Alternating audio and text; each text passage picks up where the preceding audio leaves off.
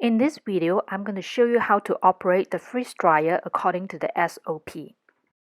This is the freeze dryer unit. It is located at the dry pilot plant.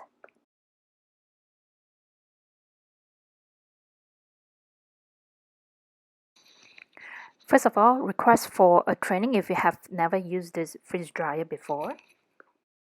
You must go through this video before your in-person training.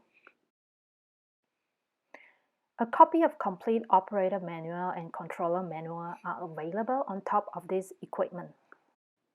This equipment operates under high voltage. Make sure the area around the outlet, floor, and operator's hands are completely dry when dealing with electrical cords. This equipment does not have solvent trap. It cannot handle samples with significant amount of organic solvent. Failure to follow this instruction can cause severe damage to the vacuum pump. Make sure all your samples are frozen solid before loading into the sample chamber. Do not try to freeze dry liquid sample. You must use a log page before and after operating the machine. Of course, you must pre-book the equipment before using it.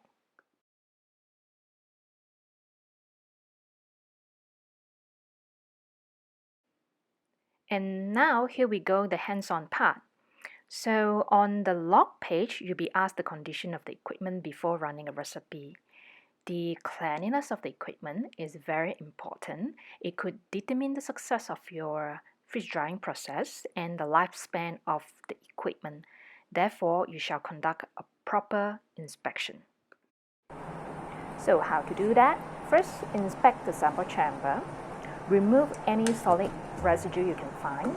If there is moisture residue, remove it using paper towel. When you're done, shut the door tight.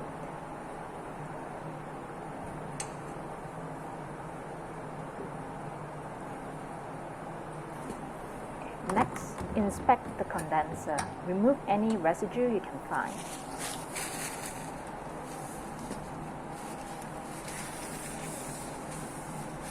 And then shut the door tight. Next, check the drain hose. This is the drain hose, and if it's still attached, remove it. This is how you do it. There you go. Next is to check the vacuum pump oil level and condition. So this is the oil level, and it has to be between the lower and the upper level. And make sure the gas ballast is closed. There you go. The oil looks clear, so it's good. Next, I will show you how to manually cool down sample chamber and condenser. So before loading any sample, manually switch on the freezer to allow the sample chamber to cool down to at least -20 degrees Celsius. This will take about an hour. Alright, time is up. Now we are going to manually switch off the freezer. There you go. Next, manually switch on the condenser for about 10 minutes. Time is up. Let's manually turn off the condenser.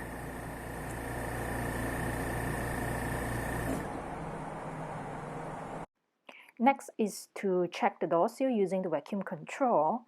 This step is optional, but if you have any doubt, I suggest you perform this step. To perform vacuum seal check, first of all, you have to make sure both sample chamber and condenser are clean, dry, and cool down adequately. And now you can switch on the vacuum. The current reading is 760 torr. Below 500 torr indicates good door seal. Once you're done checking, switch off the vacuum manually. And then release the vacuum. This will take about 5 minutes. If there is any leakage, use the vacuum grease around the rubber seal at both doors and retest the vacuum seal. If everything is good, you'll be ready to load sample. So this is the sample tray. Of course, today I don't have any sample, but I'll show you how to load it into the sample chamber. So you can use one tray or all the trays depending on how much sample you have. And once you're done loading, close the door and shut tight. Next, I'm going to show you how to use a set recipe. In this case, it's recipe 1. If you intended to customize your own recipe, please refer to controller manual. To begin, go to recipe and then enter 01 as recipe number 1 and then enter. You can use the up and down key to look at the detail of each step. And then you can keep moving forward using F1.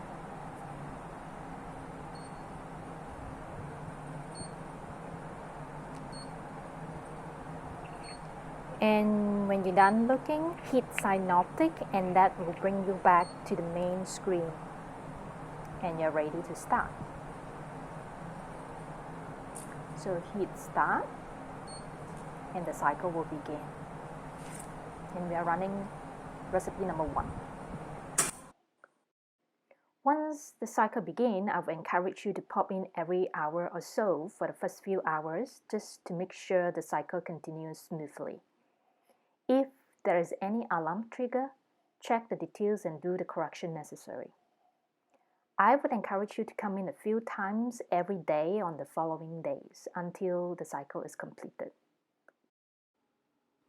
The original recipe 1 runs about 3 days, and after 3 days, it's time to shut down. In order to shut down, first hit stop, followed by F2.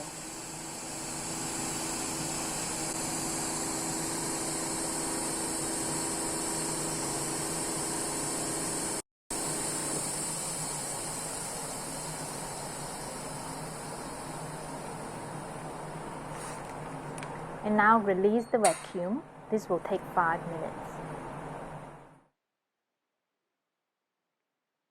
After vacuum is fully released, remove all your samples. Next, we will remove the moisture trapped in the condenser. First, plug in the condenser drain hose. Put the other end of the hose into a drain bucket and switch on the defrost. After a while, the ice will be loosened up. You can manually remove the ice pieces. That will help to speed up the process. After that, wipe off any remaining moisture on the condenser wall and of course, switch off the defrost.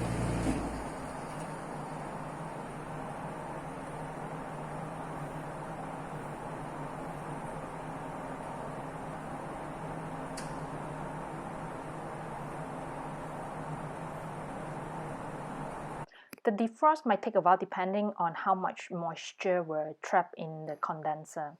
While waiting, you can go ahead and wash all sample trays with detergent and allow the trays to dry on the drying rack. Don't forget to clean up the sample chamber. Do remove any residue you can find and wipe down the surfaces. Last but not least is vacuum pump oil change. First, remove the top fill plug.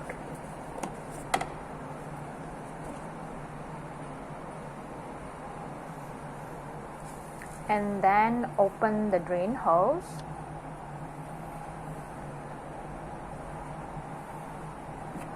Make sure the other end of the oil drain hose is placed into a waste container. When the oil has completely drained, close the drain valve and add new oil. This is the vacuum pump oil we're going to use.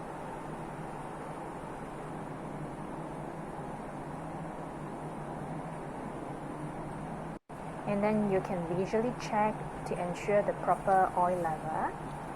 And then replace the top fill plug and close the lid.